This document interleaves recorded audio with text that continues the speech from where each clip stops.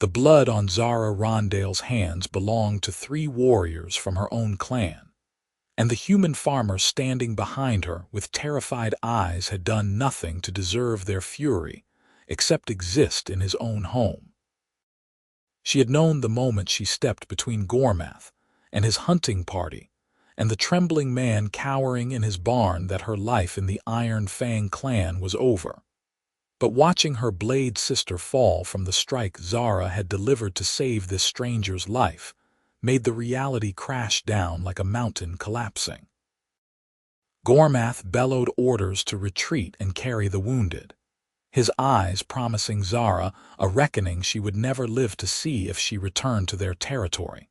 And then they were gone into the forest, leaving her standing in blood-soaked straw with a human she had just destroyed her entire world to protect. Nathan Kelly's could not stop shaking as he stared at the orc woman who had just killed members of her own kind to save him. His mind struggled to process what had happened in the last 10 minutes. He had been mucking out the barn when 4 orcs had crashed through his fence, weapons drawn, shouting in their guttural language about human encroachment and blood debts. Nathan had stumbled backward, knowing his death was seconds away, when this 5th orc had appeared like a green-skinned fury and thrown herself between him and certain death. The combat had been brutal and swift. She fought with a skill that made the other orcs look clumsy, her twin blades moving faster than his eyes could track. But he had seen the moment when one of them, a female with ritual scars across her face, had recognized her and screamed something that sounded like betrayal. The orc woman had hesitated for just a heartbeat before driving her blade through the scarred female's shoulder, sending her crashing to the ground. Now they stood in the settling dust and blood, 2 beings from species that were supposed to hate each other, and Nathan had no idea what happened next. The orc woman turned to face him slowly, and he got his first real look at her. She was tall, easily matching his own height of 6 feet, with broad shoulders and arms corded with lean muscle. Her skin was a deep forest green, darker than the spring leaves but lighter than pine needles, and her face was striking in a way that unsettled him. High cheekbones, a strong jaw, and eyes the color of amber that held more intelligence and emotion than he had ever imagined an orc could possess. Small tusks curved up from her lower jaw, white against her green lips, and her black hair was pulled back in dozens of thin braids decorated with carved bone beads. She wore leather armor that had seen many battles, and the blood now splattered across it was dripping onto his barn floor. Zara knew she should speak, should explain, should do something other than stare at the human she had just sacrificed everything for, but words felt impossible. Why had she done it? She had been tracking Gormath's hunting party for 2 days, knowing they were violating the treaty boundaries and looking for trouble. She had planned to report them to the clan chief, to handle it through proper channels, but then she had seen this human farmer through the barn door, seen the absolute terror on his face as 4 warriors advanced on him with murder in their hearts, and something in her had simply snapped. She had moved without thinking, her body acting on an instinct she did not understand, and now 3 warriors were wounded. Her blade sister Kara might never fight again with that shoulder injury, and Zara was exile incarnate. Nathan cleared his throat, the sound absurdly loud in the heavy silence. "Thank you," he said, and his voice only shook a little. "I do not know why you did that, but thank you. You saved my life." The orc woman blinked at him, and Nathan saw surprise flicker across her face. "You speak the common tongue clearly," she said, and her voice was deeper than a human woman's but not unpleasant. It held an earthy quality that reminded him of wind through canyon stones. "I was raised near the border territories," Nathan said, trying to keep his voice steady even as his heart hammered against his ribs. My father traded with all kinds. He believed in communication over conflict. He paused, then added, though I do not think even he would know what to make of this situation. Zara almost smiled at that, though the expression felt foreign on her face given the circumstances. No, she agreed quietly. This situation is unprecedented. She looked down at her bloody hands and then at the barn floor. I should go. The hunting party will reach clan territory in hours. By nightfall, every warrior in the Iron Fang will know I betrayed my own people for a human. I need distance. Wait, Nathan said, and he was surprised to find himself stepping forward rather than backing away. You are injured. Zara glanced down at her left side, where Gormath's blade had caught her ribs before she disarmed him. Blood was seeping through the leather, dark and steady.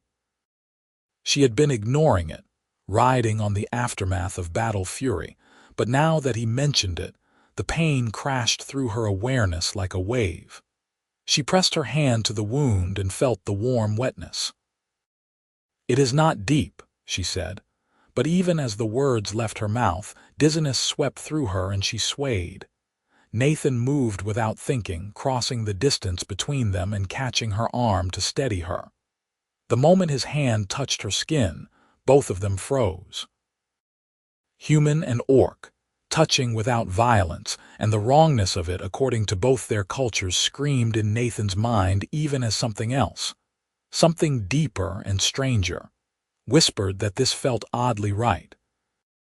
Zara's skin was warm under his palm, warmer than human skin, and he could feel the power in her muscles even as she trembled with blood loss.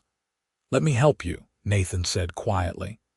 It is the least I can do. You can rest here, get your strength back, and then decide where to go. I owe you my life. Let me at least repay that with some basic medical care.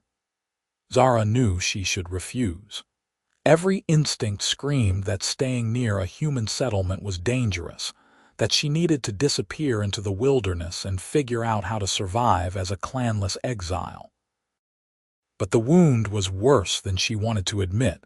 Blood loss was making her thoughts fuzzy, and the genuine concern in this human's eyes was so unexpected that it derailed her normal decision-making process. Against all logic and survival instinct, she found herself nodding. Nathan helped her out of the barn and across the yard to his small farmhouse. It was modest, just 3 rooms built from timber and stone, but it was clean and sturdy. He guided her to a chair at his kitchen table and then moved quickly to gather supplies. Water, clean cloth, needle and thread, and a bottle of strong spirits his father had left him for both drinking and disinfecting wounds. When he returned to the table, the orc woman was slumped forward slightly, one hand pressed to her side, her amber eyes tracking his movements with a wariness that never quite faded. I need to see the wound, Nathan said gently. The leather armor has to come off. Zara hesitated, then began unbuckling the straps with clumsy fingers. The blood loss was affecting her coordination. After watching her struggle for a moment, Nathan said, "May I help?" She looked at him for a long moment, searching his face for something. Whatever she found must have satisfied her because she nodded once, a quick jerk of her chin. Nathan stepped closer and helped her with the buckles, trying to keep his touch clinical and impersonal even as his awareness of her sharpened. The leather came away, and underneath she wore a simple cloth tunic that was soaked with blood on the left side. Nathan carefully lifted the fabric, and Zara hissed in pain as it pulled away from the wound. The cut ran along her ribs, maybe 6 inches long and deeper than she had claimed. Nathan could see it was still bleeding steadily. "This needs stitches," he said, meeting her eyes. "It is going to hurt." "I have had worse," Zara said, but her jaw was clenched tight. Nathan cleaned the wound as gently as he could, though he saw her knuckles go white as she gripped the edge of the table. When he poured the spirits over the cut to disinfect it, she made a sound low in her throat that was half growl, half groan, but she did not pull away. He threaded the needle and began to stitch, working as quickly as precision allowed. Zara sat rigid, her breathing controlled but harsh, and Nathan found himself talking to distract both of them from the intimacy and strangeness of the situation. "My name is Nathan Kelly's," he said as he worked. "I have owned this farm for 3 years since my father passed. It is not much, but it is mine. Wheat and barley mostly, some vegetables, a few chickens, quiet life." He finished one stitch and started another. "Until today, the most exciting thing that happened was a fox in the henhouse last spring. Zara Rondale," she said through gritted teeth, "warrior of the Iron Fang clan, or I was." She paused, then added with a bitterness that surprised Nathan, "Now I am nothing." "You are not nothing," Nathan said firmly, tying off another stitch. "You are someone who made an impossible choice and chose mercy over murder. That is not nothing. That is extraordinary." Zara looked at him with those amber eyes, and Nathan saw confusion in them, as if she had never considered that perspective. "I betrayed my people," she said quietly. "In Orc culture there is no greater shame. Clan is everything. Loyalty is everything. And I threw mine away for a human I had never met." "Why did you?" Nathan asked, starting the final stitches. "Not that I am ungrateful, but you must have known what it would cost. What made you do it?" Zara was silent for so long that Nathan thought she would not answer. He finished the last stitch and tied it off, then began bandaging the wound with clean cloth. Finally, as he was securing the bandage, she spoke. "I do not know," she admitted, and the vulnerability in her voice made Nathan look up at her face. "I saw you, saw the terror in your eyes, saw that you were unarmed and defenseless, and about to die for no reason other than Gormath's desire to provoke conflict. And I just moved. It was like something outside myself took control. I have been trained since childhood that humans are the enemy, that your kind are weak and treacherous and deserve only contempt. But in that moment, all I could see was a person about to die unjustly, and I could not let it happen." Nathan finished the bandage and stepped back, giving her space. "I am glad you saw me as a person," he said quietly. "Most of your kind would not have." "Most of my kind have never really looked at humans," Zara said. "We are taught to see you as a threat or a resource, never as individuals with your own lives and families and value." She looked down at the bandage, then back at Nathan. "You did not have to help me. I killed your kind's enemies, but I am still an orc. Most humans would have let me bleed out or killed me themselves while I was weak." "Most humans have never really looked at orcs either," Nathan said, echoing her words. "We are taught the same things about your kind. Monsters, savages, murderers. But you just destroyed your own life to save mine. That does not sound like a monster to me." He moved to the water basin and washed the blood from his hands. "You need rest. Real rest. That wound will take time to heal properly, and you cannot survive in the wilderness while recovering from blood loss. Stay here, at least for a few days. Let yourself heal." Zara wanted to argue, wanted to insist she could manage, but her body was betraying her. The edges of her vision were starting to blur, and the exhaustion was crashing over her in waves now that the immediate danger had passed. "Your neighbors," she said weakly. "If they see an orc here, they will form a mob." "My nearest neighbor is 5 miles east," Nathan said. "I chose this location specifically for the isolation. It gets lonely, but right now I am grateful for it. No one will see you unless they come right up to the house, and I do not get many visitors." He paused, then added with unexpected gentleness, "You are safe here, Zara. I promise." Something about the way he said her name, with respect and warmth instead of the contempt she had always heard from humans, broke through the last of her resistance. Zara nodded, and Nathan showed her to his bedroom. It was small but clean, with a solid bed and a window that looked out over fields turning gold with approaching harvest. He helped her lie down, and the moment her head touched the pillow, unconsciousness rushed up to claim her. Nathan stood in the doorway for a moment, watching the orc warrior's chest rise and fall with deep, exhausted breaths. What had he just done? He had invited an orc, a creature his entire society considered an enemy, to recover in his own home. If anyone found out, he could be arrested, driven from his land, or worse. But as he looked at Zara's face, slack with sleep and looking unexpectedly vulnerable, he could not bring himself to regret the decision. She had saved his life at the cost of everything she held dear. The least he could do was offer sanctuary while she healed. He quietly closed the door and returned to the kitchen to clean up the medical supplies. His hands were steady now, the shock fading into a strange kind of calm acceptance.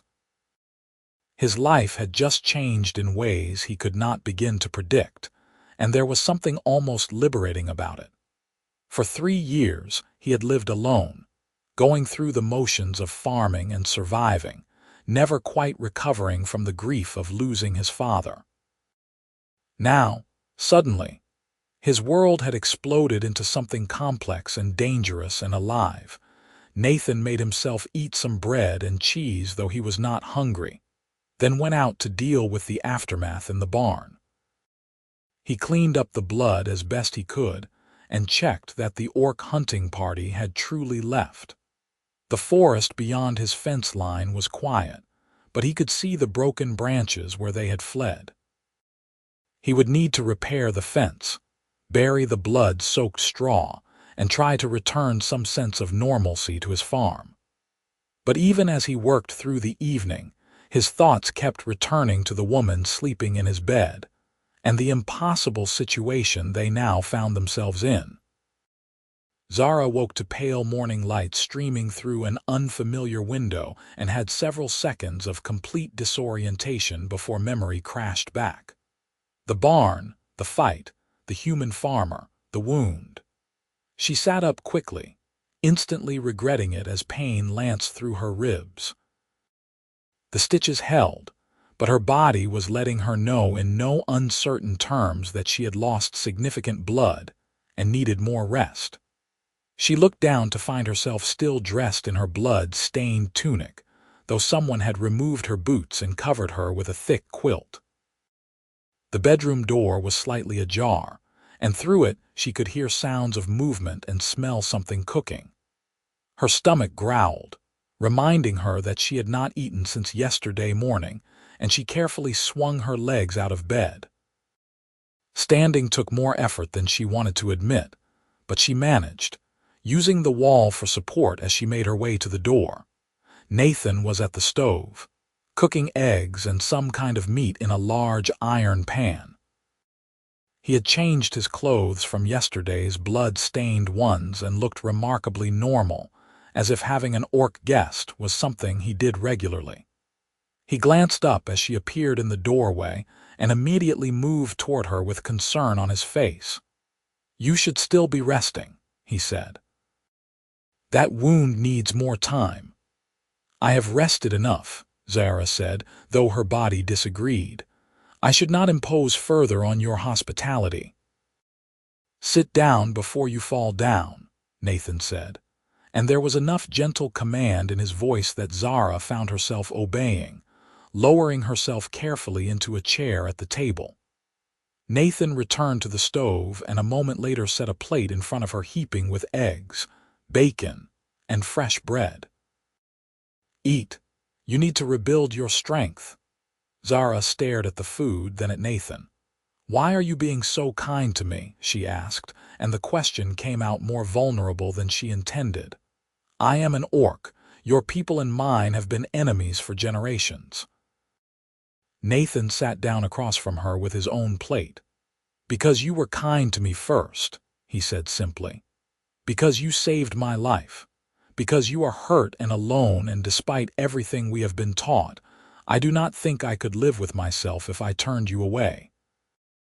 He picked up his fork, then added quietly, and maybe because I am tired of the hate.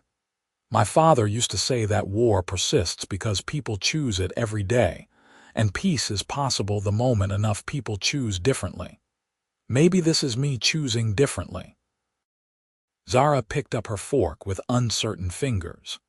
The utensil felt awkward, not because orcs did not use them, but because sharing a meal with a human felt so profoundly wrong according to every rule she had been raised with.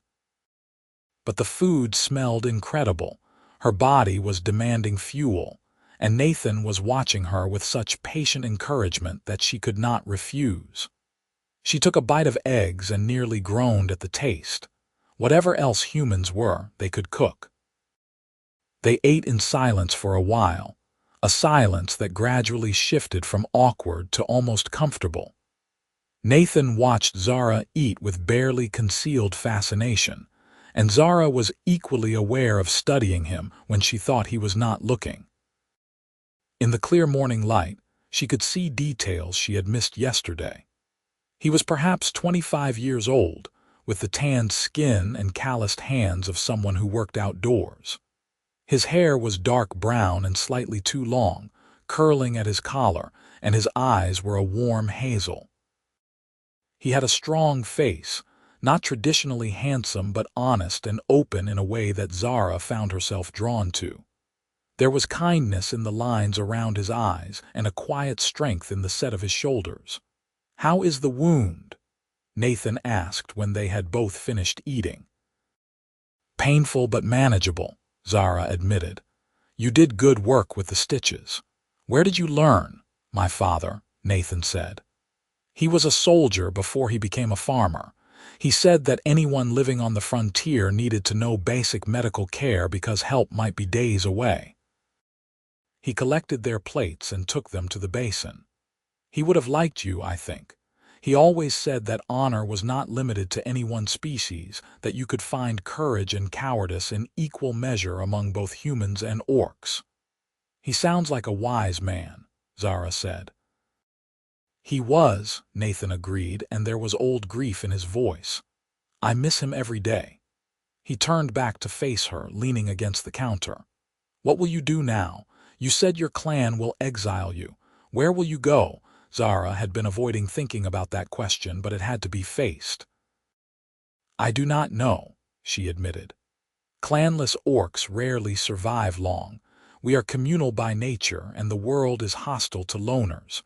Other clans will not take me in once they learn what I did. Humans will kill me on sight if they see me near their settlements. My options are limited." "You could stay here," Nathan said, and the words surprised both of them. He had not planned to say it, but now that the offer was out, he found he meant it. "At least until you are fully healed and have had time to make a real plan. The farm is isolated.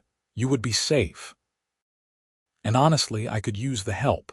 Harvest is coming, and it is more work than one person can easily manage." Zara stared at him. "You are offering me a place to stay, to work your farm. You realize what you are suggesting?" "I realize it is unconventional," Nathan said with a slight smile. "But I think we are well past conventional at this point. You need somewhere safe to recover. I need help with the harvest. It seems mutually beneficial." He paused, then added more seriously, "And I meant what I said yesterday. You are not nothing, Zara. You are someone who chose to do the right thing regardless of the cost. That means something to me. You are welcome here for as long as you need." Zara felt something unfamiliar and uncomfortable in her chest, a tightness that might have been emotion. When was the last time someone had offered her kindness without expecting something in return? In clan culture, everything was about hierarchy and strength and what you could provide the group. But this human was offering her sanctuary simply because she needed it, and the generosity of that gesture left her momentarily speechless. "I accept," she said finally. but only until I am healed and have found another solution. I will not endanger you by staying too long. And I will work to earn my keep. I am not a charity case." "Never thought you were," Nathan said with a genuine smile that transformed his face from merely kind to something warmer. "Welcome to the farm, Zara Rondale." The next few days fell into a rhythm that surprised them both with how natural it felt. Zara's wound healed quickly with rest and regular food, and she proved to be an invaluable addition to the farm.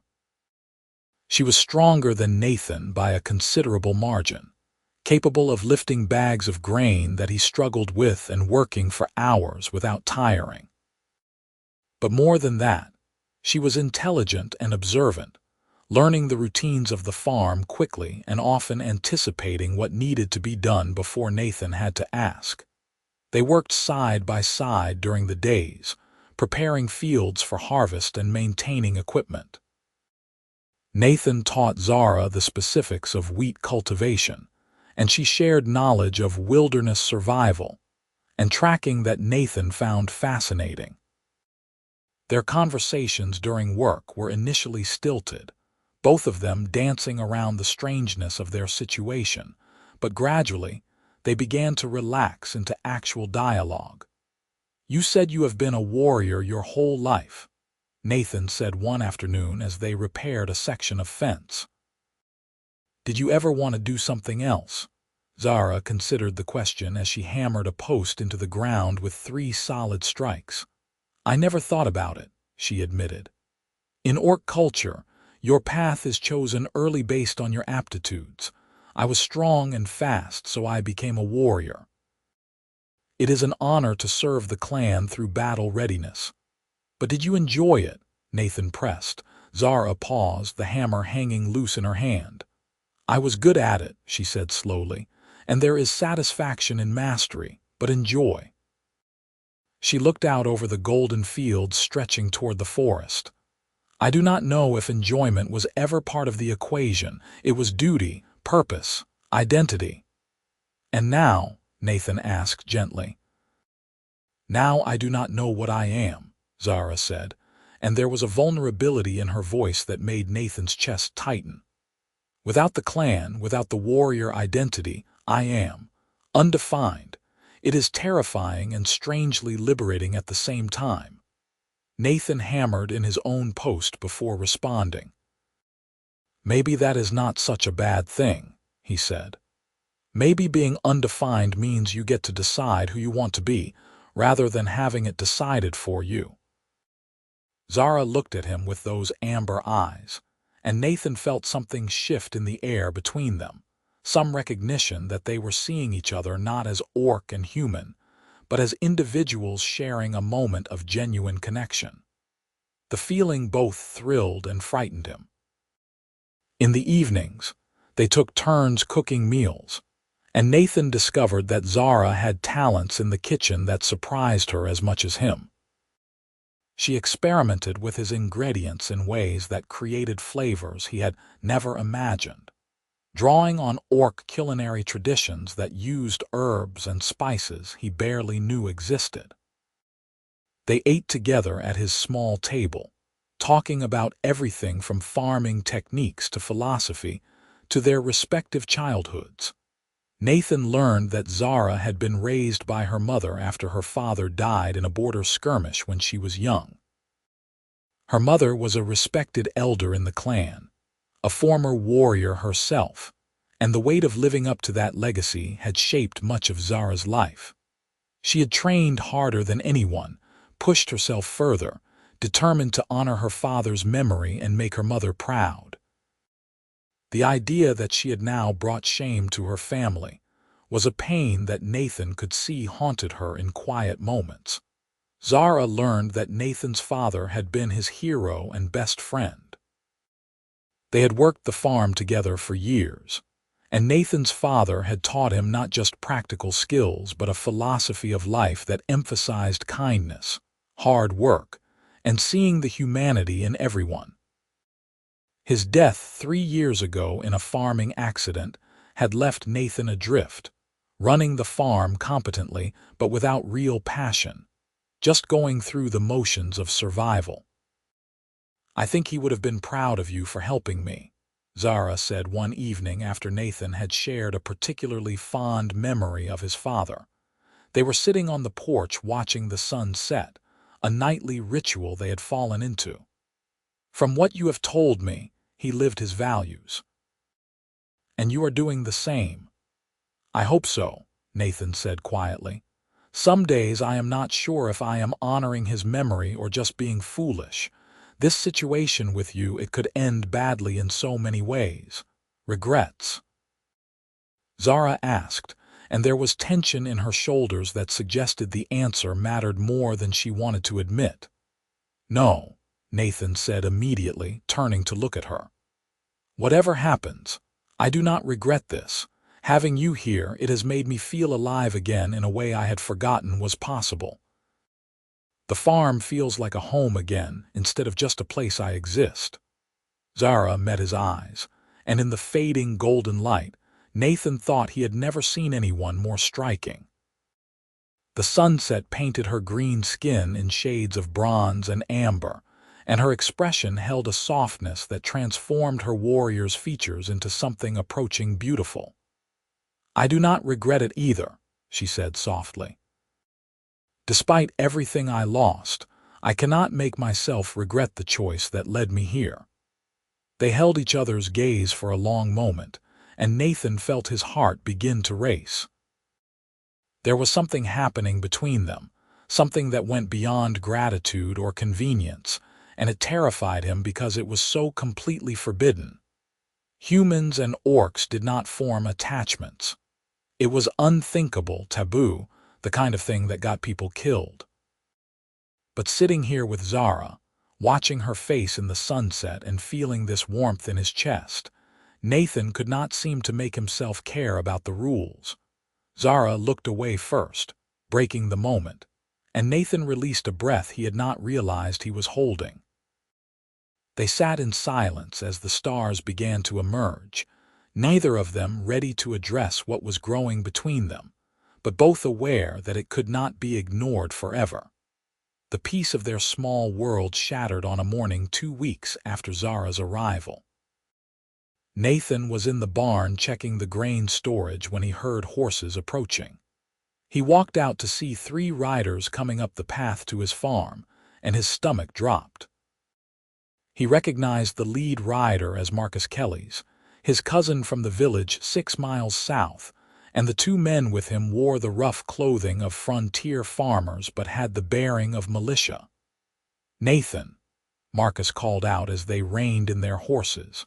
"Good to see you, cousin. It has been too long since you came to the village." "I have been busy with the farm," Nathan said, forcing his voice to sound casual even as his mind raced. Where was Zara? He had last seen her near the vegetable garden on the far side of the house. If she stayed there and kept quiet, they might not see her. "What brings you out this way?" Marcus dismounted, and his expression turned serious. "There have been reports of orc raiders in the area. A hunting party attacked a farm about 15 miles north a few weeks back. The family escaped, but the orcs did damage before disappearing into the forest." He gestured to the 2 men with him. "We are riding the homesteads, warning people to be vigilant and checking if anyone has seen anything suspicious." Nathan's blood ran cold. The attack Marcus was describing had to be the aftermath of what happened here, but the story had been distorted in the retelling. "I have not seen any orcs," he said, which was technically true. He had not seen any beyond Zara, but I will keep watch. "Good man," Marcus said, then his eyes narrowed as he looked past Nathan toward the barn. "What happened to your fence there? Looks like something broke through." Nathan followed his gaze to the section of fence he and Zara had repaired, which was obviously new wood. His mind scrambled for an explanation. "Wild boar came through about 2 weeks back. Did some damage before I chased it off." One of the militia men, a hard-eyed farmer named Robert, dismounted and walked toward the barn. Mind if we take a look around? Protocol is to check all the buildings. I do mind, actually, Nathan said, moving to intercept him. I have nothing to hide, but this is my property and I do not appreciate unannounced searches. Marcus raised his hands in a placating gesture. Easy, Nathan. We are not accusing you of anything, but people are scared. If orcs are raiding this close to settlements, we need to take precautions. Nathan was about to argue further when he heard it, the distinctive sound of someone working with a hoe in the garden. All three visitors turned toward the sound, and Nathan's heart sank. Before he could think of a way to stop them, Marcus was walking around the side of the house toward the garden. Nathan followed helplessly, his mind blank of any plan. They rounded the corner and there was Zara, working in the vegetable garden, her back to them. She was dressed in a simple work shirt and trousers Nathan had found for her, her distinctive braids pulled back, but there was no hiding what she was. Her green skin and powerful build were unmistakable. Marcus froze, his hand going to the knife at his belt. The two militia men immediately drew their weapons, a sword and an axe. "Nathan, get away from it," Robert shouted. Zara turned at the commotion, and Nathan saw the moment she assessed the situation. Her eyes met his across the distance, and he saw resignation there, as if she had always known this moment would come. She carefully set down the hoe and raised her hands, making no threatening moves. "It is not what you think," Nathan said desperately, positioning himself between Zara and the armed men. "She is not a threat. She has been helping me with the farm." "Have you lost your mind?" Marcus said, his voice rising in pitch. "That is an orc, Nathan, a killer. What is it doing here?" "Her name is Zara," Nathan said firmly, "and she saved my life. That hunting party you mentioned, they came here first. They were going to kill me and she stopped them. She protected me." "Lies," Robert spat. "Orcs do not protect humans." "It is probably holding you captive, forcing you to say these things." "Do I look like I am being held captive?" Nathan demanded. "Use your eyes, Robert. If she meant me harm, I would have been dead weeks ago." "She is injured and recovering, and I offered her sanctuary in exchange for help with the harvest." The third man, who had not yet spoken, finally found his voice. "You are harboring an orc. Do you understand what you have done? This is treason against your own kind." Zara's voice cut through the rising tension, calm and clear. "I will leave. There is no need for conflict. Nathan Kelly's has done nothing wrong except show mercy to someone who needed it. Let your anger fall on me alone." "No," Nathan said immediately, not turning around. "You are not leaving. This is still my land and you are my guest. These men have no authority here." "We have the authority of common sense," Marcus said. "Nathan, I know you have been alone out here too long, but this is madness. That thing has clearly manipulated you somehow, orc magic or persuasion or something. But you are coming back to the village with us right now, and we are dealing with this creature." "Touch her and you will have to go through me," Nathan said, and there was steel in his voice that surprised everyone, including himself. The three men stared at him in shock. "You would fight your own people for an orc," Marcus said, and he sounded genuinely hurt. "Nathan, I am your cousin, your family. What has happened to you?" "What has happened is that I learned the person in front of you is more honorable than the men threatening her," Nathan said. "Zara Rondale was cast out of her clan for saving my life. She lost everything, her home, her family, her entire identity, because she chose to protect a human from an unjust death. That is more courage and integrity than I see in any of you right now." Robert raised his sword. "Enough talk. We are taking the orc and you are coming with us. You can explain your insanity to the village council." Nathan tensed, preparing to fight despite knowing he was outmatched when Zara moved. She was suddenly beside him, her presence solid and steady. "I will not let you harm him," she said quietly, and though her hands were still empty, there was no mistaking the threat in her stance. Leave now.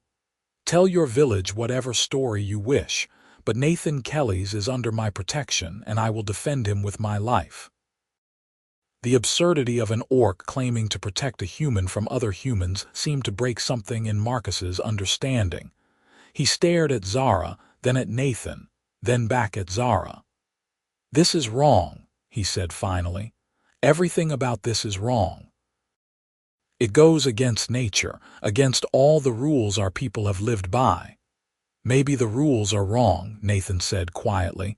"Maybe it is time we question them." The standoff stretched out, tension crackling in the air. Nathan could see the calculations happening behind his cousin's eyes, weighing options and consequences. Finally, Marcus lowered his hand from his knife and gestured for the other two men to lower their weapons. "I am not doing this," he said. "I am not fighting my cousin over an orc, even if he has lost his mind. But Nathan, understand this. When word of this spreads, and it will spread, your life here is over. No one will trade with you. No one will help you. You will be as much an outcast as that creature beside you." "Then I will be an outcast," Nathan said steadily. "Some things are worth being cast out for." Marcus shook his head sadly, mounted his horse, and gestured for the other two men to do the same. "I hope you know what you are doing, cousin," he said. "I truly do. Because you have just thrown away everything for something that can never work." They rode away, and Nathan and Zara stood side by side, watching them disappear down the path. When they were finally out of sight, Nathan felt his legs go weak, and he sat down hard on the ground. Zara crouched beside him, her hand hovering near his shoulder but not quite touching. "You should have let me leave," she said softly. "You should have let me go and saved yourself." "No," Nathan said, looking up at her. "I should not have, and I do not regret it. They were wrong, Zara. About you, about the situation, about everything." "They were not entirely wrong," Zara said. "This cannot work. Your cousin is right about that. Our peoples are not meant to coexist this way. The best thing for both of us would be for me to disappear before more consequences fall on your head." Nathan stood up, facing her fully. "Is that what you want, to leave?" Zara met his eyes, and Nathan saw conflict there, raw and painful. "What I want is irrelevant," she said. "What matters is what is realistic. I am not foolish enough to believe in fairy tales." "Then maybe we both need to become more foolish," Nathan said, and before he could overthink it, he reached out and took her hand. Her skin was warm against his, her fingers rough with calluses. "Because somewhere in the last 2 weeks, you stopped being a guest on my farm and started being something more, something important, and I am not ready to lose that." Zara stared at their joined hands, and Nathan saw her throat work as she swallowed hard. "Nathan," she said, and his name on her lips sounded like a prayer and a warning all at once. "You cannot mean what I think you mean. It is impossible." "Why?" Nathan challenged. "Because our peoples say so. Our peoples are wrong about a lot of things. I have learned that in the time since you arrived. They are wrong about orcs being monsters, wrong about honor being limited to one species. Maybe they are wrong about this too." "About what?" Zara asked, though her voice suggested she already knew. "About this," Nathan said, and he stepped closer, close enough that he could feel the warmth radiating from her body. "About what I feel when I look at you. About the fact that somewhere along the way, I started caring about you in a way that has nothing to do with gratitude or alliance, and everything to do with who you are as a person. About the fact that I think you might feel the same way." Zara closed her eyes, and Nathan saw a single tear track down her green cheek. "Of course I feel the same way," she whispered. "How could I not? You are the first person in my life to see me as more than a weapon or a warrior. You treat me with kindness and respect. You make me laugh. You make me feel like I could be someone other than what I was made to be." She opened her eyes and they were full of pain. "But that does not change reality. We are from different worlds, Nathan. Even if we ignore what our peoples think, even if we hide away on this farm forever, it does not change the fact that this cannot last. Eventually, the world will intrude. Eventually, we will pay the price for this impossibility." "Then let us pay it," Nathan said fiercely. "Because I would rather have whatever time we can steal together than spend the rest of my life wondering what might have been if I had been brave enough to try." Zara let out a sound that was half laugh, half sob. "You are the bravest human I have ever met," she said, "and the most foolish." "Probably," Nathan agreed, "but I am also right. Tell me I am right, Zara. Tell me you feel this too." "You know I do," she said, and her free hand came up to rest against his chest over his racing heart. "I have tried not to. I have tried to keep distance, to remember all the reasons this is forbidden.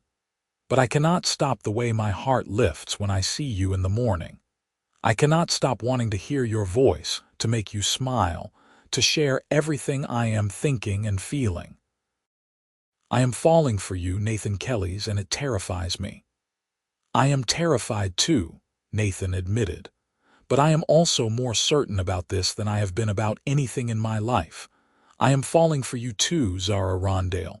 Actually, I think I have already fallen." They stood there, close enough to share breath, hands clasped, and the world seemed to shrink down to just the two of them. Slowly, giving her every chance to pull away, Nathan leaned forward. Zara met him halfway, and when their lips touched, it felt like something clicking into place, like a piece of the universe had been waiting for this exact moment. The kiss was gentle at first, tentative, both of them aware of how momentous this was. But then, Zara made a small sound in her throat and pressed closer, and gentle gave way to something more urgent.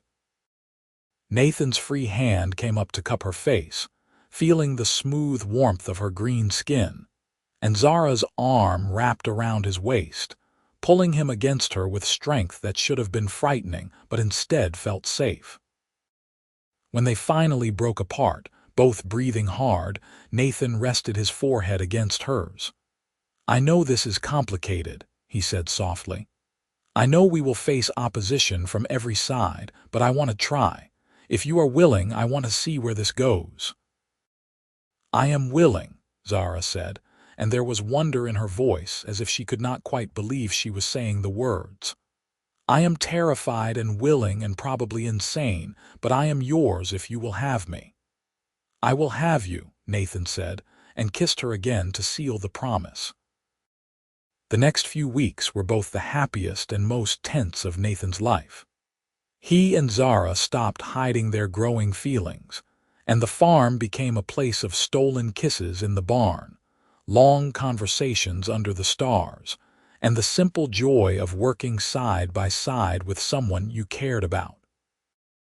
Zara was more relaxed than Nathan had ever seen her, laughing frequently and allowing herself to be vulnerable in ways that humbled him.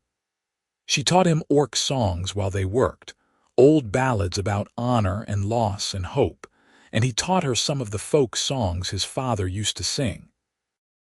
They planned the harvest together, repaired equipment together, and in the evenings often fell asleep together on the porch, Zara's head on Nathan's shoulder and his arm around her waist. But happiness could not exist in a vacuum. True to Marcus's warning, word of Nathan harboring an orc spread through the region like wildfire. Traders who used to stop at his farm to buy grain began avoiding his land. Letters arrived from village elders demanding he appear before councils to explain himself. Twice more, groups of men arrived trying to either capture Zara or convince Nathan to give her up.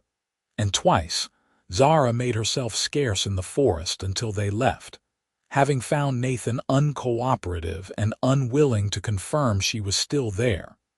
Nathan's isolation became nearly absolute. The only contact he had with the outside world was when he made a trip to a neutral trading post a day's ride away to sell some of his grain stores, and buy supplies he could not make himself. Even there, he faced hostility and suspicion, whispers following him through the market and several traders refusing to do business with him at all. He returned from one such trip with fewer supplies than he needed and a black eye from a confrontation that had turned violent. Zara saw the bruise and her expression went cold with fury. "Who did this?" she demanded. "It does not matter," Nathan said, unpacking the meager supplies he had managed to acquire. "It is just how things are now." "It matters to me," Zara said, and there was a dangerous edge to her voice. "Nathan, this is exactly what I feared. You are being punished for my presence. Your life is being destroyed because of me." "My life is not destroyed," Nathan argued. "It is different and it is harder, but it is also fuller than it has been in years. I have you. That is worth some isolation and a few lost trading partners." "Is it worth starving?" Zara pressed. "Because that is where this is heading. They are trying to force you out by cutting off your resources. Eventually, we will not be able to sustain ourselves here." Nathan sat down heavily at the table, exhaustion written into every line of his body. "I know," he admitted quietly. "I know this is not sustainable, but I do not know what the alternative is. I am not giving you up, Zara. I cannot." Zara knelt beside his chair, taking his hands in hers. "What if we left?" she said. "What if we went somewhere else, somewhere neither humans nor orcs would know us? The frontier territories to the west are wild and unsettled. We could find a place there, start over where our pasts do not matter." Nathan looked at her, hope and fear warring in his chest. "You would do that? Leave everything behind and start over with me?" "I already left everything behind," Zara reminded him gently. "My clan, my identity, my entire world. All I have now is you, and that is more than enough. If we have to run to preserve what we have found together, then I am ready to run." Nathan pulled her up and into his lap, wrapping his arms around her and burying his face in her neck. "I love you," he said, the words muffled against her skin. "I know it is too soon and too crazy, but I love you, Zara Rondale." Zara held him tightly, her chin resting on top of his head. "I love you too," she said. "I think I have loved you since the moment you stitched up my wound and told me I was not nothing. You saw me when no one else ever had. How could I not love you?" They held each other as the sun set, making plans for a future that seemed impossible but felt more real than anything else in their lives. They would wait until after harvest, take what supplies they could carry, and head west into the unclaimed territories. It would be dangerous, but together they might be able to carve out a life. Zara's survival skills combined with Nathan's farming knowledge could be enough to see them through. But before they could implement their plan, fate intervened in the form of a raiding party that arrived in the dead of night. Nathan woke to the sound of breaking glass and saw flames licking at his barn. He was out of bed in seconds, Zara right behind him. Through the window, they could see figures moving in the firelight, at least a dozen men with torches and weapons. The mob had finally come. "We have to run," Zara said urgently, already grabbing supplies and weapons.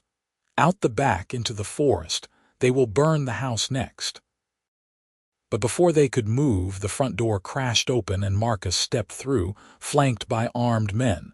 He looked older than when Nathan had last seen him, worn down by something. "I am sorry, Nathan," he said, and he actually sounded like he meant it. "I tried to stop this. I tried to tell them you were still one of us, that you could be reasoned with. But fear is a powerful thing, and you became a symbol of everything they are afraid of. So you brought a mob to burn me out," Nathan said, positioning himself between Zara and the doorway. "That is your solution." "The mob was coming with or without me," Marcus said tiredly. I came to try to minimize the damage, to offer you one last chance.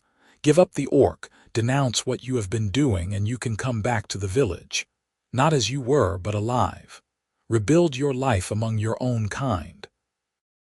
She is my own kind, Nathan said fiercely, more than any of you have ever been, and I will not abandon her. Marcus closed his eyes briefly, pain flickering across his face.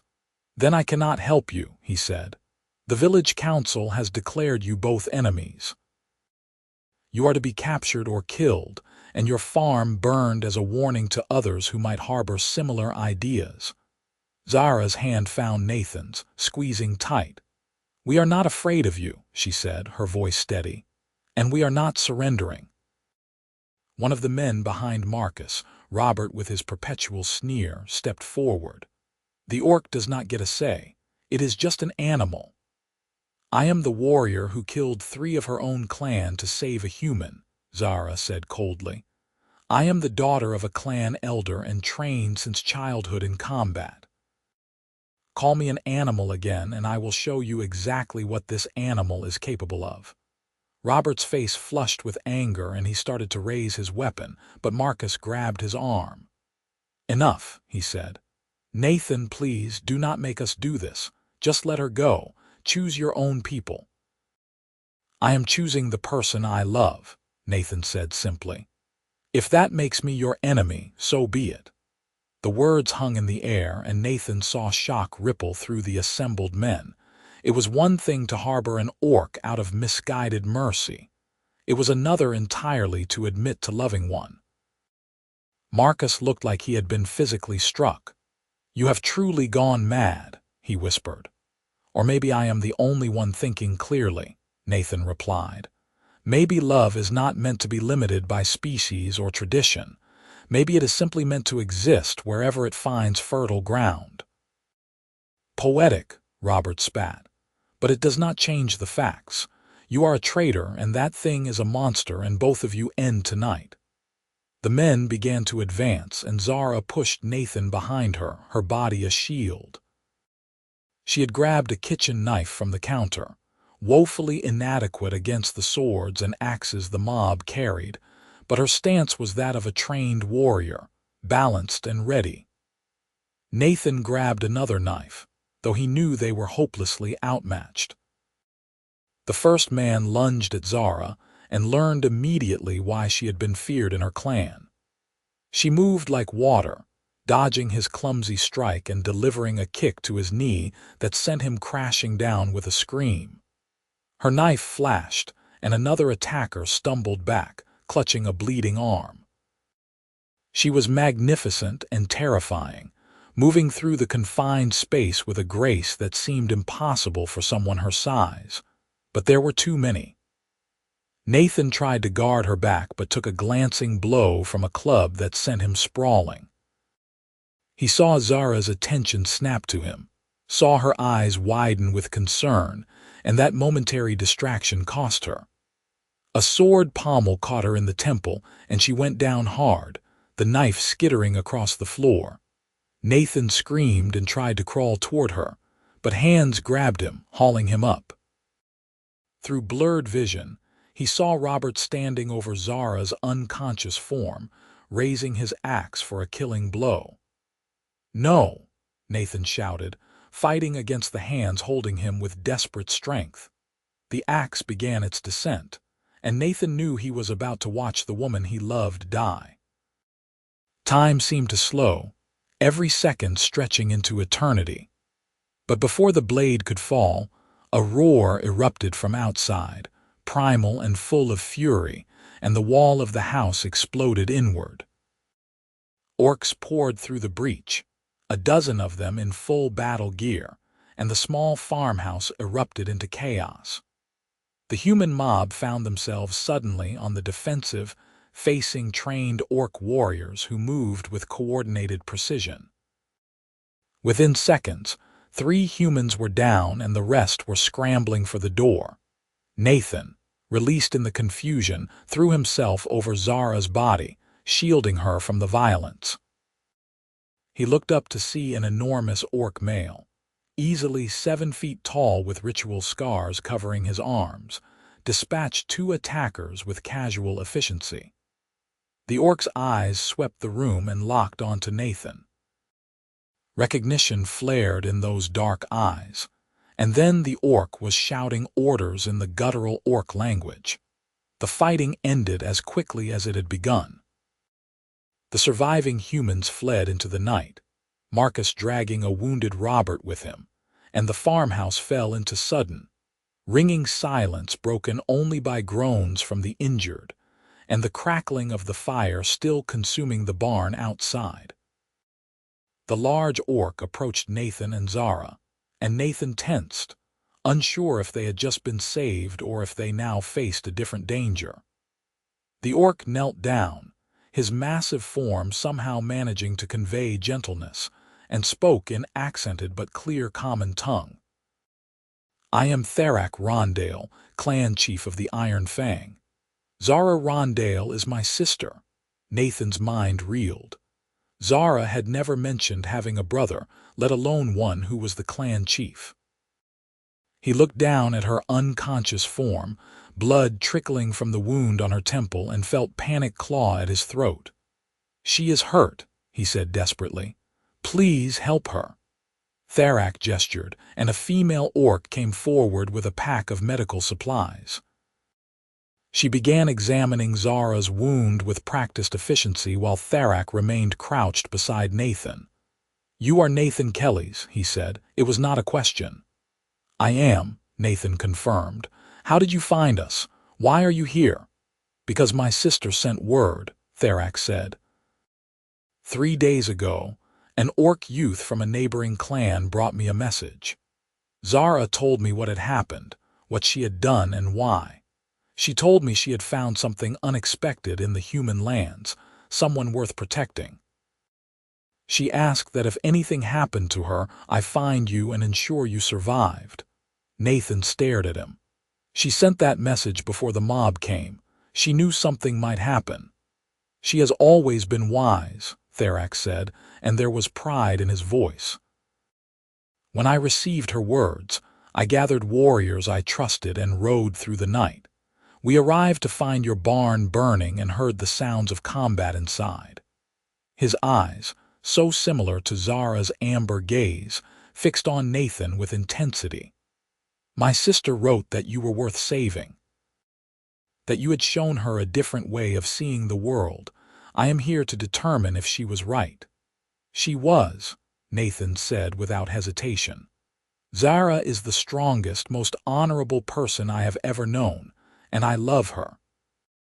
I know that is unthinkable to your people, that it violates every law and custom, but it is the truth.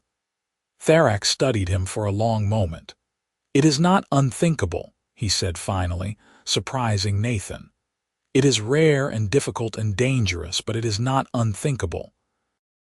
The Iron Fang has existed for centuries because we adapted when necessary, because we valued wisdom and honor over rigid tradition. When Zara's message arrived, I spoke with our clan elders. We reviewed what she had done and why. The healer finished wrapping Zara's head and stepped back. She will wake soon, she said in Orcish, which Nathan did not understand, but Tharak translated. Thank you, Nathan said to the healer, then turned back to Tharak. What did the elders decide? That Zara Rondale acted with honor, Tharak said. She saw injustice and stopped it, even at great personal cost. She chose mercy over murder, wisdom over blind tradition. These are values the Iron Fang claims to uphold. To punish her for embodying them would make us hypocrites. He paused, then added, the exile is lifted.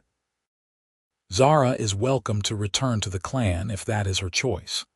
Relief and confusion warred in Nathan's chest. That is incredible. She will be so happy, but what about us? What about what we are to each other? That is more complicated, Tharak admitted. The clan can accept that she saved a human. They can even accept that she stayed to help you recover. But a romantic relationship between orc and human, that will be harder to defend.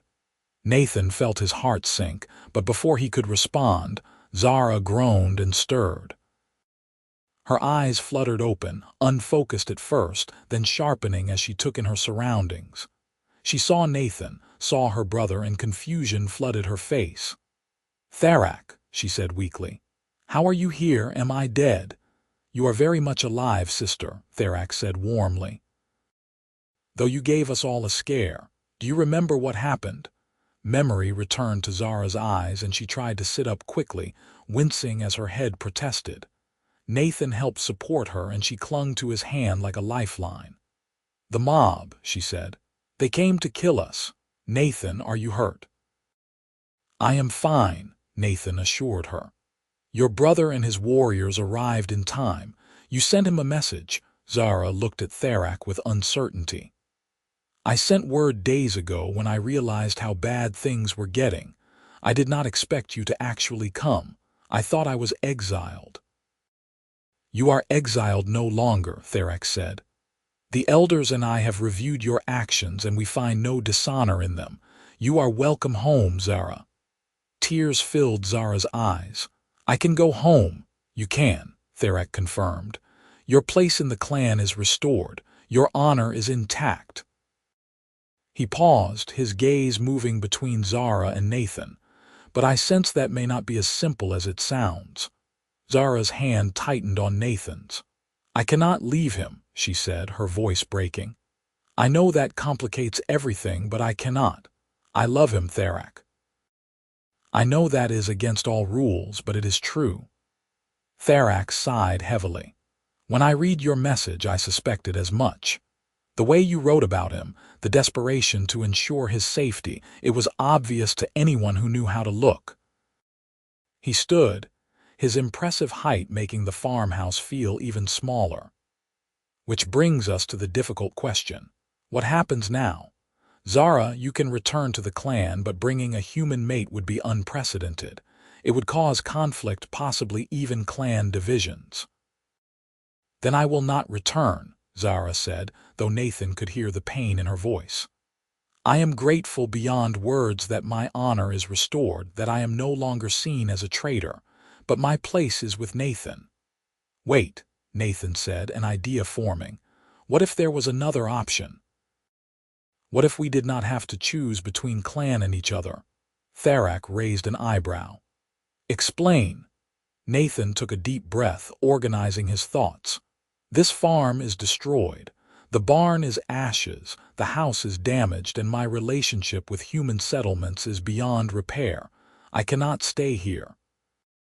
But what if Zara and I went somewhere new together? Not as part of your clan, but as allies to it. There are unclaimed territories to the west, lands that could benefit from farming.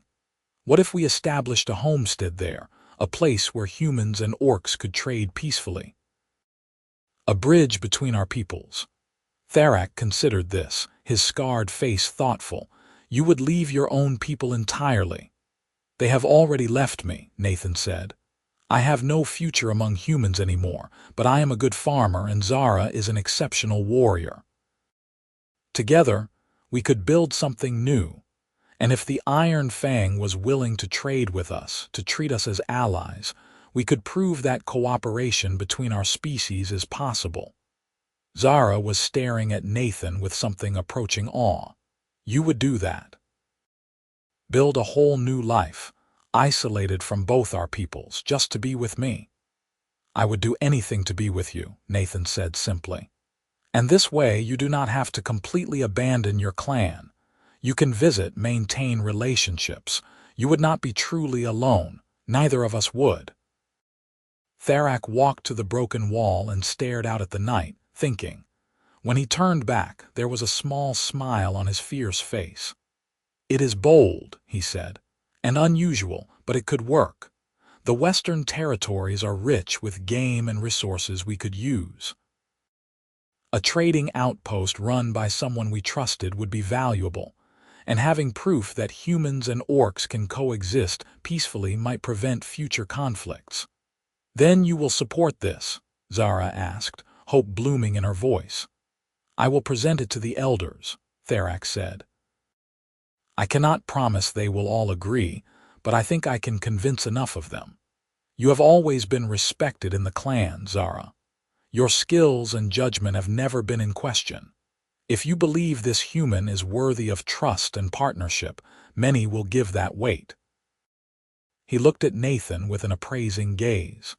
You saved my sister's life by offering her sanctuary when she was at her most vulnerable. You loved her despite every reason not to. That speaks well of your character. I am willing to give you a chance to prove yourself. Nathan felt something loosen in his chest, a tension he had been carrying for weeks finally easing. Thank you, he said. I will not disappoint you. See that you do not, Therax said, but there was warmth in his voice. Because if you hurt my sister, there is nowhere you can hide that I will not find you. Despite the threat, Nathan smiled. Understood. The rest of the night was spent in organized chaos. Therax's warriors helped extinguish what remained of the barn fire and made temporary repairs to the damaged house. The healer tended to Nathan's bruises and rechecked Zara's head wound, declaring her fit to travel with rest. As dawn broke over the ruined farm, Therax laid out a plan. They would return to Iron Fang territory to present the proposal to the clan elders. If approved, the clan would provide supplies and assistance to help Nathan and Zara establish their new homestead in the west. In exchange, Nathan and Zara would serve as a trading outpost and neutral ground for any negotiations between orcs and humans. It was unprecedented, risky, and exactly the kind of bold move that might actually change things. Nathan walked through his farm one last time as the sun rose, saying goodbye to the land his father had loved. Zara walked with him, her hand in his, silent support. When they reached his father's grave, a simple stone marker near the vegetable garden, Nathan knelt down and spoke quietly. I am leaving, Father. Not because I want to abandon what you built, but because I am building something new. Something you would have believed in, I think. I found someone who makes me want to be brave, to challenge the way things have always been. I hope that makes you proud. Zara knelt beside him, placing her free hand on the gravestone. I never knew you, Nathan's father, but I promise to honor your son and everything you taught him. We will build something good together, something that proves love and understanding can bridge any divide. They stayed there for a moment in silence, then stood together and walked back to where Therax and his warriors waited. The journey ahead would be long and difficult, but for the first time since this all began, Nathan felt hope that was not tinged with desperation. They had allies now. They had a plan. Most importantly, they had each other. The journey to Iron Fang territory took 3 days of hard riding through increasingly wild terrain.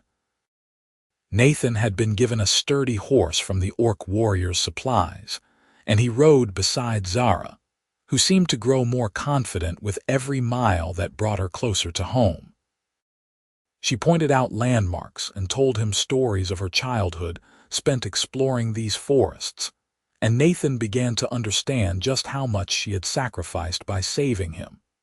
When they finally arrived at the Iron Fang settlement, Nathan was struck by how different it was from what he had imagined. He had pictured something crude and barbaric, but what he saw was a well-organized community of sturdy buildings arranged around a central hall. Orcs moved about their daily tasks with purpose, and while they stopped to stare at the human in their midst, Nathan saw more curiosity than hostility.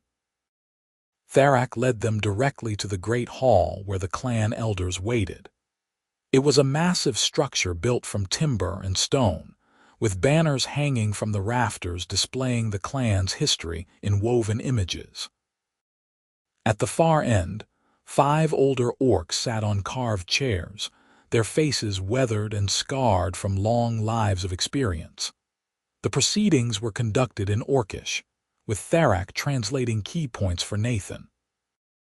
He explained what had happened, what Zara had done, and the proposal he and Nathan had developed. The elders listened intently, occasionally interrupting with questions that Tharak answered with calm authority. Zara stood proud and straight beside Nathan, her bearing that of a warrior facing judgment without fear. Finally, the eldest of the elders, a female orc with white hair and a face that had seen at least 70 winters, spoke directly to Nathan in surprisingly good common tongue. "Human, do you truly love my clan daughter as you claim?" "I do," Nathan said firmly. "More than I thought it was possible to love anyone. And you understand that loving her means accepting she will always be orc, that her ways, her culture, her very nature are not human and never will be." "I do," Nathan said, "and I do not want her to be human. I love her exactly as she is." The elder's stern face softened slightly. "Then you are wiser than most who seek to change what they claim to love." She looked at Zara. "And you, daughter, you would bind yourself to this human, knowing that you will face opposition from both our peoples for the rest of your days." "I would," Zara said without hesitation. "He is worth any opposition." The elder smiled, an expression that transformed her ancient face. "Then you are braver than even I believed, and I always knew you were exceptional." She looked at the other elders, some kind of silent communication passing between them, then turned back to the gathered assembly. "The council has decided. Zara Rondale acted with honor, and her exile is permanently lifted. Furthermore, we grant permission for her to establish a homestead in the Western Territories with her chosen mate, the human Nathan Kellys. The Iron Fang clan will provide initial supplies and support, and will honor trade agreements with their settlement. They will be considered allies and under our protection." A murmur ran through the assembled orcs, some approving, some uncertain, but no one spoke out against the decision. Nathan felt Zara sag slightly beside him in relief, and he reached out to steady her. Tharak was grinning openly, clearly pleased with the outcome.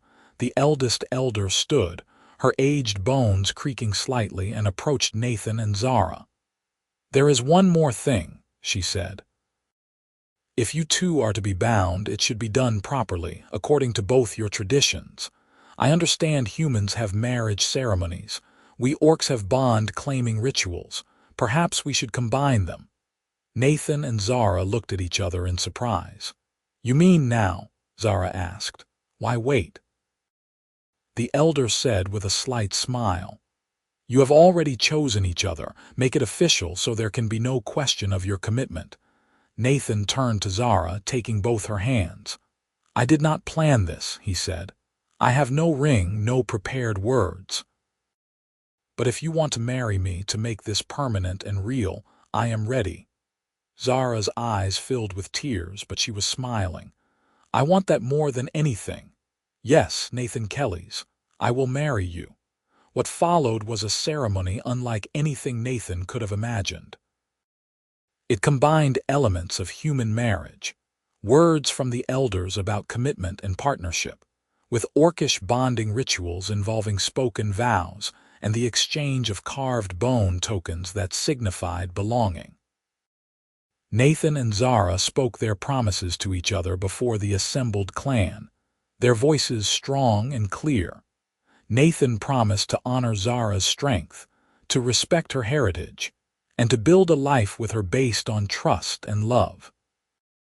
Zara promised to protect Nathan with her life, to share everything she was with him, and to face whatever came with courage. When the final ritual words were spoken, the eldest elder declared them bound, married in the eyes of both their peoples. The celebration that followed was raucous and overwhelming. Orcs who had been wary of Nathan hours before now clapped him on the back with enough force to nearly knock him over, offering congratulations and advice in heavily accented common tongue. Food appeared from seemingly nowhere, rich stews and roasted meats and breads that reminded Nathan of his father's recipes. Musicians brought out drums and strange stringed instruments, filling the hall with music that was both alien and oddly beautiful. Zara pulled Nathan into a dance, and though he did not know the steps, she guided him through it with patient laughter. They spun and moved with the other dancers, and Nathan realized he was happier than he had been since his father died. Maybe happier than he had ever been. He was married to an incredible woman, accepted by her clan, and on the verge of starting a new life that held infinite possibility. As the celebration wound down and night deepened, Tharak approached them. "There is a house prepared for you," he said. "Tonight, you are guests of the clan. Tomorrow, we begin gathering supplies for your journey west. But tonight, rest and enjoy being newlyweds." The house was small but comfortable, clearly someone's home offered up for the honored guests. When the door closed behind them, shutting out the noise of the continued celebration, Nathan and Zara were finally alone. They stood in the center of the room, just looking at each other, the weight of everything that had happened settling over them. "We are married," Zara said, wonder in her voice. "I never thought I would marry anyone, let alone a human." "I never thought I would find someone like you," Nathan replied, "someone who makes every risk worth it." Zara stepped close, her hands coming up to frame his face. "I love you, Nathan Kellys, my husband." "I love you, Zara Rondale," Nathan said, then smiled. "Or is it Zara Kellys now? I think I will keep Rondale," Zara said with a teasing smile. "It is a good name and I have already lost it once. I do not wish to lose it again." "But you are welcome to be Nathan Rondale if you prefer," Nathan laughed. "How about we both keep our names and just be partners in everything else?" "That sounds perfect," Zara agreed and kissed him. The kiss deepened, and Nathan pulled her closer, marveling as he always did at the strength in her body and the gentleness in her touch. They had shared kisses before, stolen moments on the farm, but this was different. This was their wedding night, the first night of their joined lives, and it felt sacred. They made love slowly and carefully, learning each other's bodies with patience and communication. Nathan discovered that Zara was ticklish along her ribs, that she made a particular sound when he kissed the curve where her neck met her shoulder, that her skin was warmer than his and the touch of her hands could set every nerve ending alight. Zara learned that Nathan had a scar on his hip from falling out of a tree as a child, that he was surprisingly flexible, that when he whispered her name in the moments of passion it sounded like a prayer. Afterward, they lay tangled together in the narrow bed, Zara's head on Nathan's chest and his fingers tracing idle patterns on her green skin. "Tomorrow begins the hard part," Zara said quietly. "Building the homestead, proving this can work, facing whatever opposition comes." "Tomorrow we face it together," Nathan said. "And that makes all the difference." They fell asleep like that, wrapped around each other, and when morning came, they woke to the sound of the clan already preparing for their journey. Tharak had been busy overnight, and he showed them the supplies that had been gathered. Food stores, seeds for planting, tools, weapons, blankets, and even a few pieces of furniture. 2 sturdy horses were provided, along with a wagon to carry everything. "This is too much," Nathan said, overwhelmed by the generosity. "It is exactly what is needed," Tharak corrected. "You are representing the Iron Fang now. We want you to succeed. Your success will be our success." They spent the day making final preparations, and Zara had tearful reunions with orcs she had thought she would never see again. Her mother, a dignified older orc with the same amber eyes as her children, embraced Zara tightly and then turned to Nathan with an appraising look. "You are the human who stole my daughter's heart," she said. "I did not steal it," Nathan said carefully. "It was freely given as mine was to her." Zara's mother smiled. "A good answer. Be good to her, Nathan Kellys. She is precious to me. She is precious to me as well, Nathan promised. I will spend every day trying to be worthy of her. Then you will succeed, Zara's mother said, because you already are worthy simply by trying. By the following dawn, everything was ready. Nathan and Zara said their goodbyes, promising to send word once they were established and inviting anyone who wished to visit the new settlement. Tharak accompanied them for the first day's journey, wanting to see them safely on their way and show Nathan the best routes through the wilderness. As they traveled, Tharak shared advice about the Western Territories, areas to avoid and places that might be suitable for building. There is a river valley about 2 weeks' journey from here, he said. Good water, fertile soil surrounded by forest for hunting and timber. It is unclaimed because it sits in a border region between orc territories and human lands. Neither side has wanted to settle it because it could provoke conflict. But for you two, it might be perfect. A border region for a border marriage, Zara said with a smile. Fitting. When the time came for Tharak to turn back, he embraced his sister tightly. Be safe, he told her, and be happy. You deserve happiness, Zara.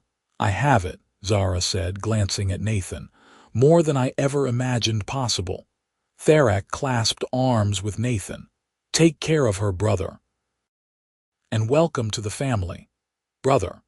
The word hit Nathan with unexpected force and he felt his throat tighten with emotion. Thank you, he managed, for everything.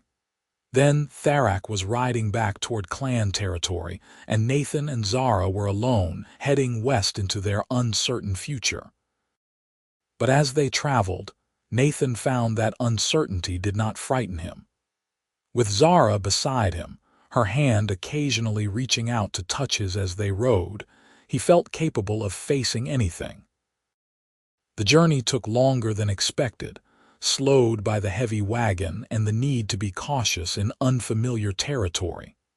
But finally, after 2.5 weeks of travel, they crested a rise and saw it. The river valley Tharak had described. It was beautiful, a wide river cutting through rolling meadows with forests surrounding it on all sides. Game trails were visible even from a distance, and the soil looked dark and rich. This is it, Zara breathed. This is our home. They spent the remaining weeks of summer and into fall building.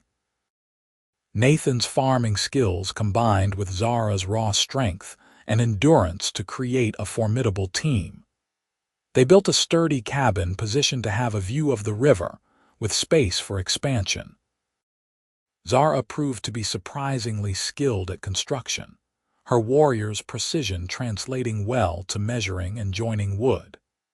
Nathan designed the layout with an eye toward efficiency and comfort, creating a space that would be a true home rather than just shelter. They built a barn for the horses and storage, cleared fields for planting the following spring, and established a vegetable garden that Zara tended with unexpected enthusiasm. In the evenings, they sat on their porch and watched the sun set over their land, making plans and dreaming out loud about the future. The first traders arrived in late fall, a pair of young orc hunters from a neighboring clan who had heard about the new settlement. They were curious and somewhat suspicious, but Nathan's easy manner and Zara's reputation among her people put them at ease. They traded furs for grain and tools, and promised to spread word that the River Valley settlement was open for business. More traders followed as winter approached. A few were orcs, but surprisingly, some were humans as well, frontier folk who cared less about tradition and more about practical concerns like finding good trading partners. Nathan's grain and Zara's hunting skills provided value that transcended species divisions. Slowly, a network began to form. Winter was hard, isolated and cold, but it was also beautiful in its intimacy. Nathan and Zara spent long evenings by the fire, reading books Nathan had brought from his farm or listening to Zara tell the old orc legends she had grown up with. They played games, made love, argued over minor things like whether to add more salt to the stew, and laughed at nothing in particular. It was domestic and ordinary and absolutely perfect. Spring arrived with a rush of meltwater and new growth, and Nathan threw himself into planting while Zara hunted and kept watch for potential threats. Their first major test came when a human merchant caravan stopped at their settlement, drawn by rumors of a safe trading post in the border region. The caravan leader, a grizzled man named Thomas, was initially shocked to find a human and orc living together as partners. "This is unnatural," he declared, though he made no move to leave or threaten them. "I have never seen anything like it." "Natural or not, it works," Nathan said calmly. "We offer fair trades, secure storage, and knowledge of the region. If that interests you, we can do business. If not, you are welcome to continue on your way." Thomas stared at them, then at the well-maintained settlement, then back at them. Finally, he laughed, a rough bark of sound. "Unnatural," he repeated, "but I cannot argue with results. You have built something here. Fine. Let us talk trade." That trade agreement opened the floodgates. Other human merchants began to stop at the settlement, and word spread that Nathan and Zara's place was neutral ground where orcs and humans could trade without fear. It was not always easy. There were tense moments, prejudices that had to be navigated, and occasional individuals who could not accept what Nathan and Zara represented. But slowly, surely, they built something unprecedented. A place where species boundaries mattered less than mutual respect and fair dealing. Therak visited in the summer, bringing supplies and news from the Iron Fang. He was delighted with what they had accomplished, and he stayed for a week, helping with construction projects and getting to know Nathan better.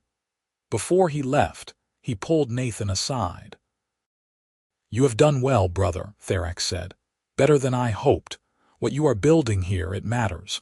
It is changing minds, proving that our peoples do not have to be enemies.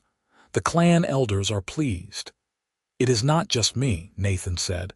"Zara is the heart of all this. Her courage, her willingness to bridge worlds, that is what makes it work." "You are a good match," Therak agreed. "My sister chose well, and speaking of which—" He hesitated, then added with a teasing smile, "When might I expect to be an uncle? You have been married over a year now." Nathan felt his face heat. "We have discussed it. We are not sure if it is even possible, given our species' differences. But if it is, if we can have children, we want to wait until the settlement is more established. Bringing a child into this world when it is still so precarious seems risky." "A wise approach," Therak said. "But know that if you do have children, they will be welcomed in the Iron Fang. Half human or not, they will be family." That conversation stayed with Nathan long after Therak returned to clan territory. He and Zara discussed it more seriously that fall, lying in bed one night with Zara's head pillowed on his shoulder. "Do you want children?" Nathan asked carefully. "I never thought I would," Zara admitted. "Warriors often do not have children because it interferes with training and duty.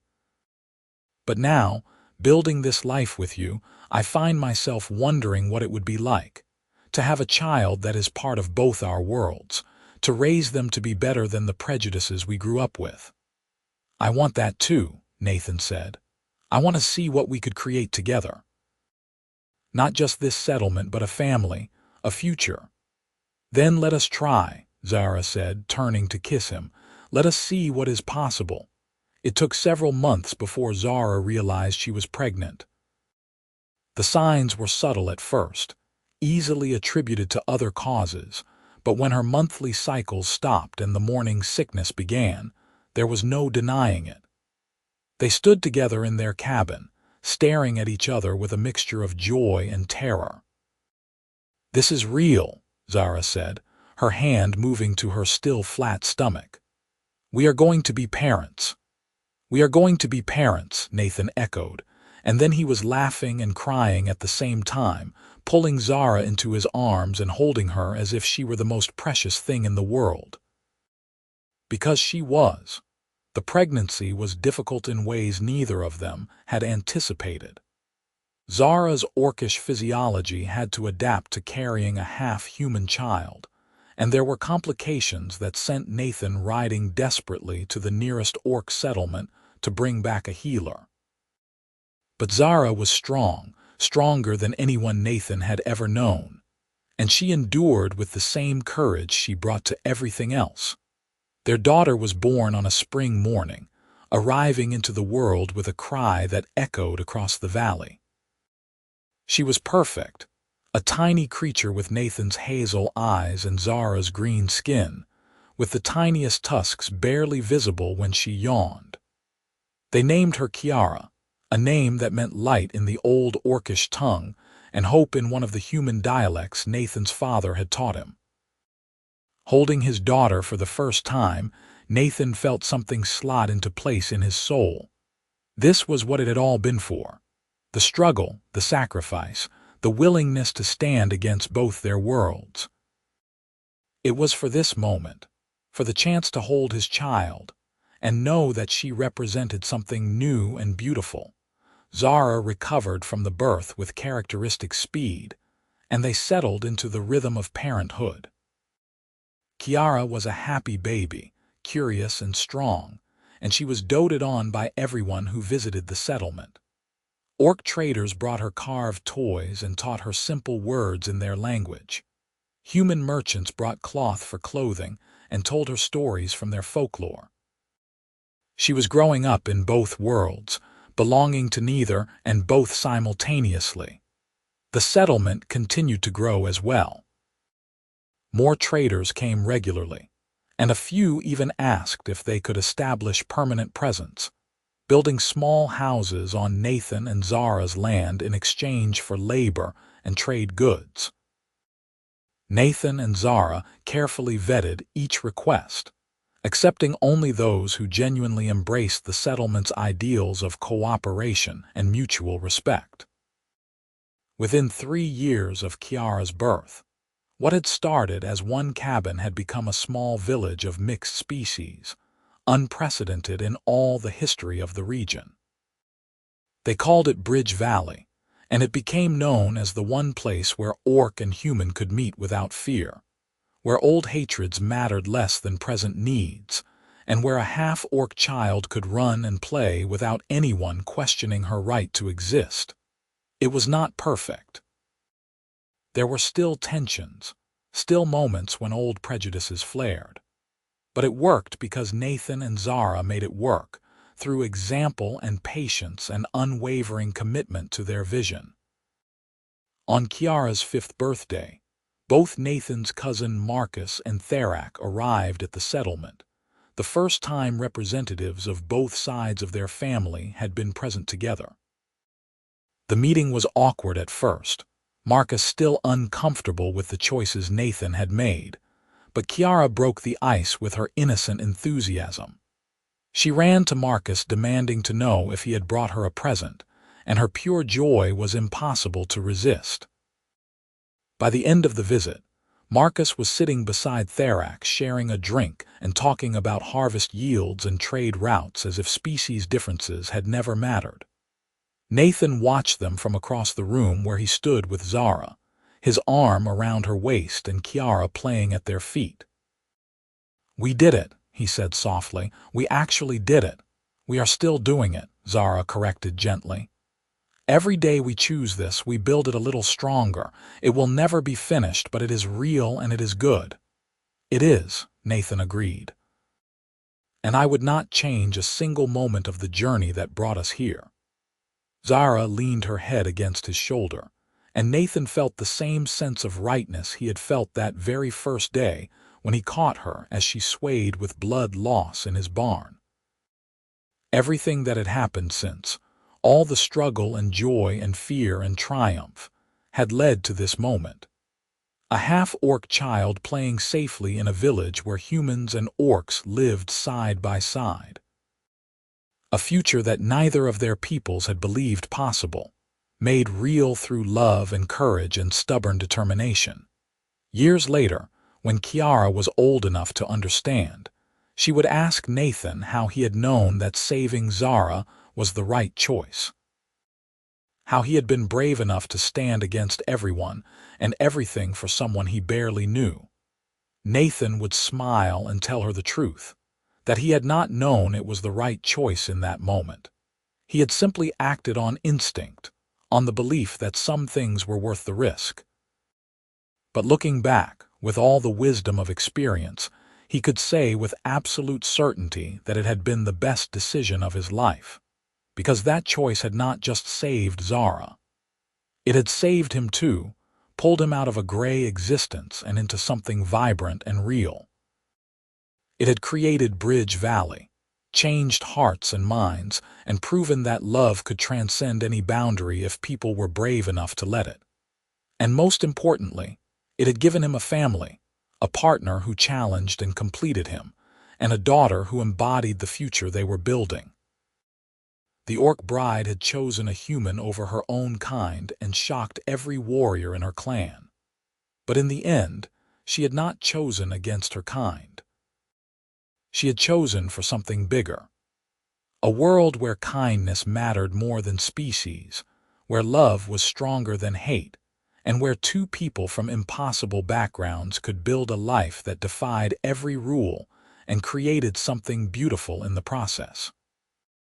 And that choice, made in a blood-stained barn on a desperate day, had changed everything.